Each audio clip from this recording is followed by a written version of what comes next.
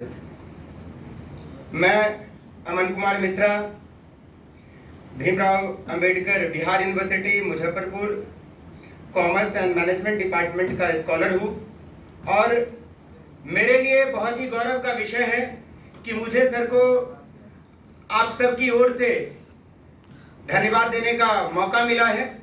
निश्चित रूप से ये बहुत ही बड़े विषय पे सर ने हम लोगों को समझाया है।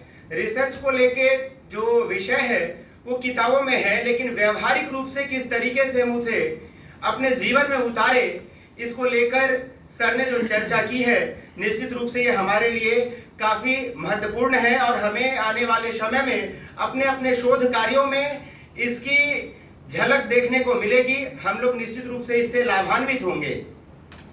सर, आपके लिए धन्यवाद देना मेरे लिए उतना ही कठिन है जैसे गागर में जो जल है वो महासागर की जो गुणों की व्याख्या करे। सर, आप हर जगह पूजे जाते हैं, आप विद्वान हैं, देश के कोने कोने में आपकी ख्याति है। फिर भी मैं कुछ आपके लिए कहना चाहता हूं। मैं भी आपको अपने शब्दों से कुछ कहना चाहता हूं। हमने सुना है सर, स्वगृहे पूजिता मूर्ख। जो व्यक्ति मूर्ख है वो अपने गृहों में पूजे जाते हैं। स्वग्रामे पूजिते प्रभु।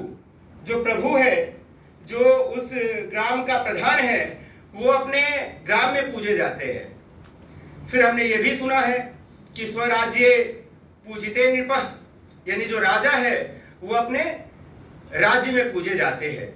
लेकिन विद्वान सर्वत्र पूज्यते।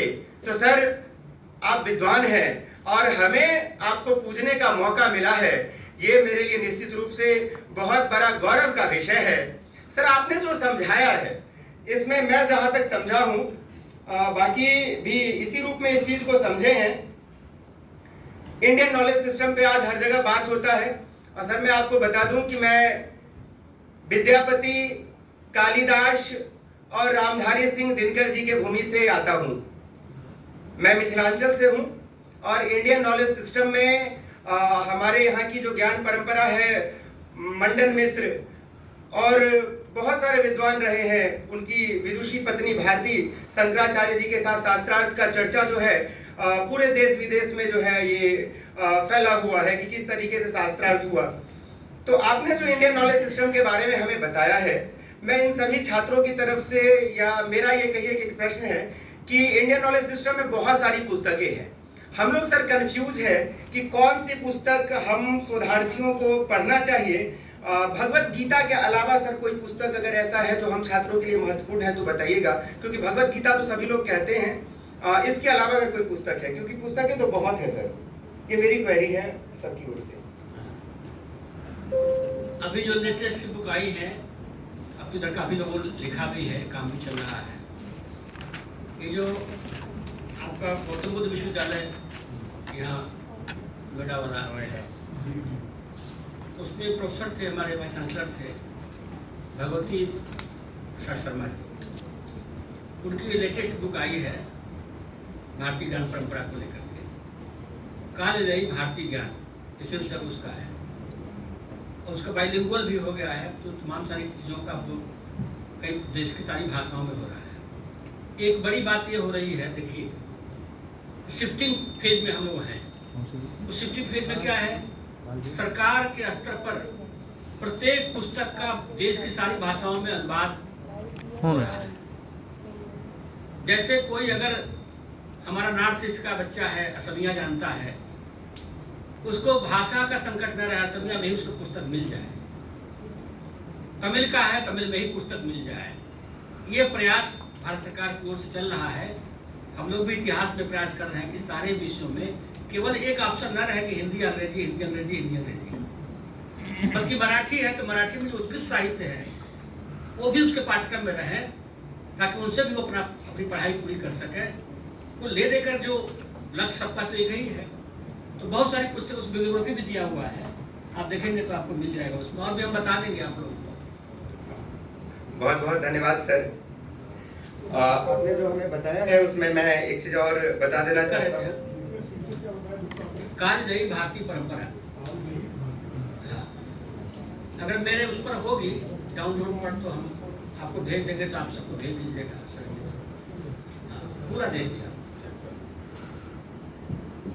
सर आपने जो बताया है और पूरी चीज को मैं बताऊं एक समराइज करके, तो यही है कि उद्यमेन ही सिद्ध्यंति कार्याणि न मनोरथे, यानी जो सिद्धि है वो उद्योग निरत रहने से मिलती है।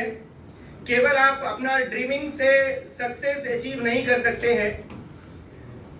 सक्सेस के लिए जरूरी है एफर्ट की।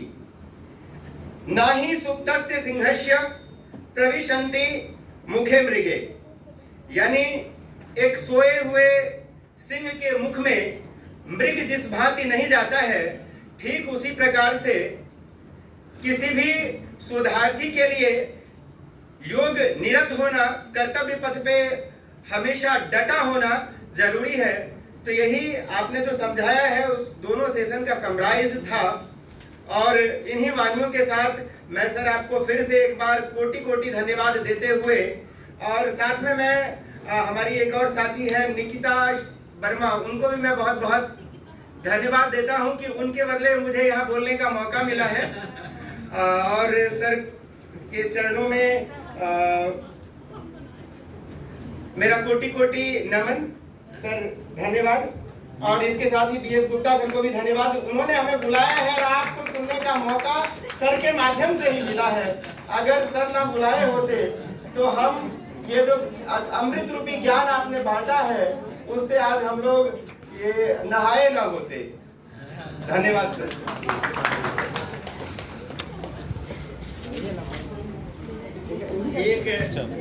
एक सहज भाव से